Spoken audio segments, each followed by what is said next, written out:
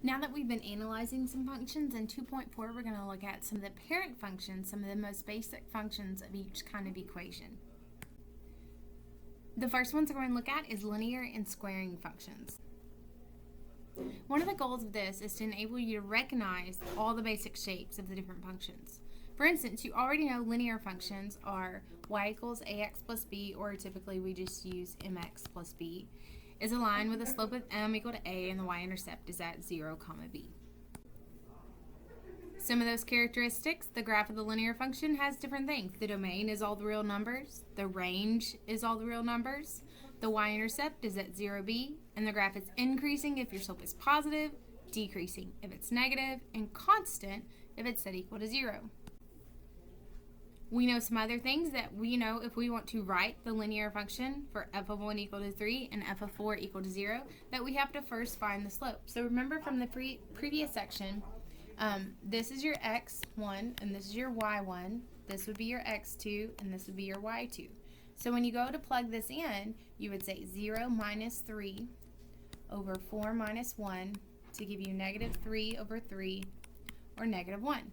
So that's the first step, you find the slope. So this is the slope between these 2 points. I want to write a linear function or an equation, so I need to go one step further. So we're going to take the information from the previous slide and insert it into the point slope form. Now remember your point slope form. The point slope form consists of y minus y1 equal to m x minus x1. So from the previous slide we learned that m would be equal to negative 1. That's what we computed, calculated, plugged in, spit out. And we learned that we had a coordinate 1, 3. Now they gave that to you as x1 and we had to find f of x1. But again, that's the same thing as x1, y1. There's just an ordered pair. So we're going to plug it in. We're going to say y minus y1, y1 being 3, equal to m negative 1 of x minus x1, which is 1, so minus 1. So you can notice I substitute in for x1, y1, and m. Now you're going to simplify. So always the kind of the same steps, you're going to distribute. So this gives me y minus 3 equal to negative 1x plus 1. Remember that negative and that negative form this positive. And then add your 3 over. So then y is equal to negative x plus 4. You could call that negative 1x if you like. Either way, it's the same thing. And in function notation, this would be f of x equal to negative x plus 4. Graphically, this is what it would look like. You can notice that I have a y-intercept of 4, and then my slope is negative 1. So negative 1 over 1, that means you would rise or go down 1 and run 1. So you go down 1 and run 1. You can go down 1 and run 1. And that's how you get this line. There are two special types of linear functions, the constant function and the identity function. The constant function is f of x equal to c. The domain is all the real numbers. The range is just that single real number c. So if it's like f of x equal to 3, then the range would just be 3. And the graph of it is just a horizontal line. The identity function has the form f of x equal to x. And that one is actually our parent function that we're going to be looking at. So we can see, looking at the identity function, you can see it off to the right there. The domain is all real numbers. The range is all real numbers. The slope in the case of this one is 1. Its y-intercept, it crosses through 0, 0. And each coordinate equals the corresponding y coordinate. It's also a function, and this is increasing. What we're doing is we're looking at all the characteristics of these basic functions, and then at the end we're going to say, hey, here's all the parent functions, and this may even be a test question of, hey, name 4 of the parent functions and draw them. This is your squaring function or your quadratic. It's also called a parabola. It's a U-shaped curve with the domain to be all real numbers, which we saw that in the previous section. The range is all the non-negative real numbers. The graph has an intercept of 0, 0, similar to the identity function. And the graph is symmetric with respect to the y-axis. So that means if I draw an imaginary line on the y-axis, it would be reflected. Linear and the quadratic, or linear and the squaring function, are your basic ones, but let's go a little bit more into cubic, square root, and reciprocal functions. The basic characteristics of cubic, square root, and reciprocals are below.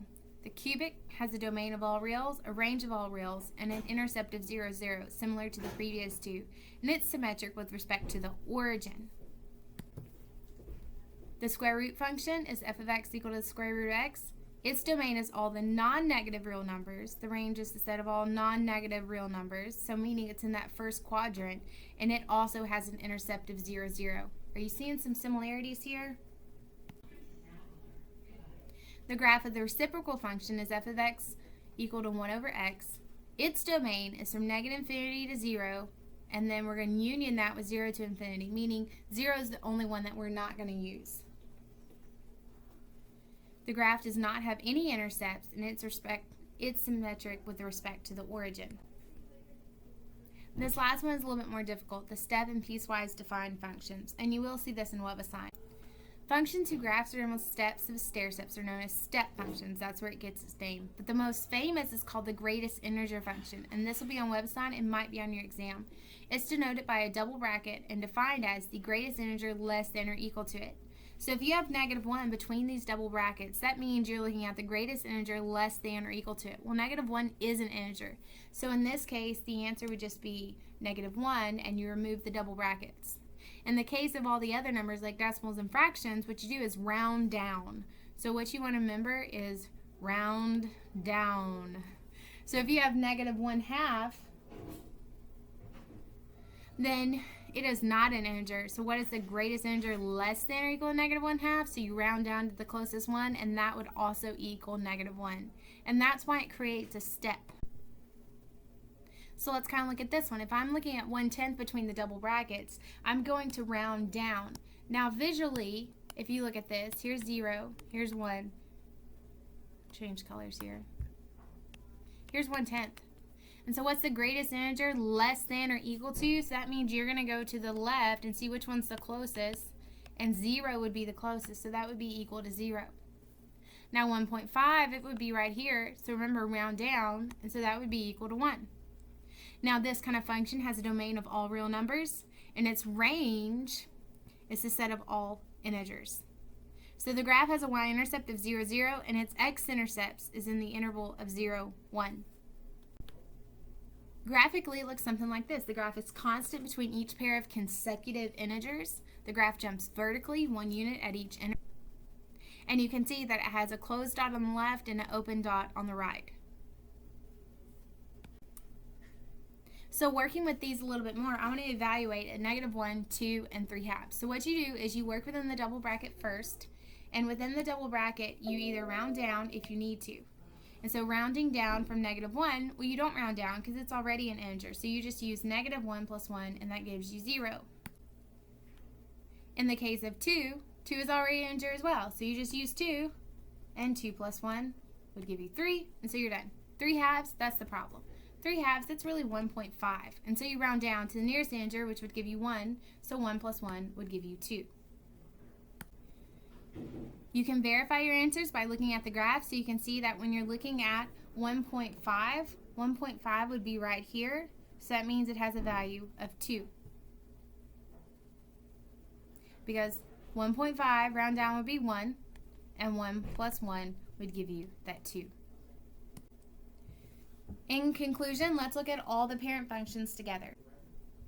The 8 graphs shown in figure 2.48 represents the most commonly used functions, and I will ask name 4 of these.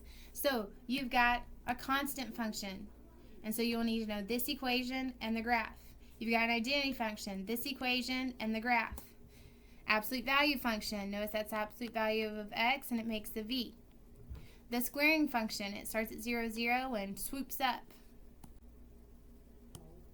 The quadratic function, so you've got a U-shape going through 0, 0. Make sure you know these equations. The cubic function, and you know how to graph these. The reciprocal function, and that's in quadrant 1 and 3. And then the greatest integer function, and again, know how to make all these graphs. So familiarity with these basic characteristics of these simple graphs will help you to analyze shapes of more complicated graphs. In particular, graphs obtained from these rigid and non-rigid transformations, which is actually what the next session is going to be like.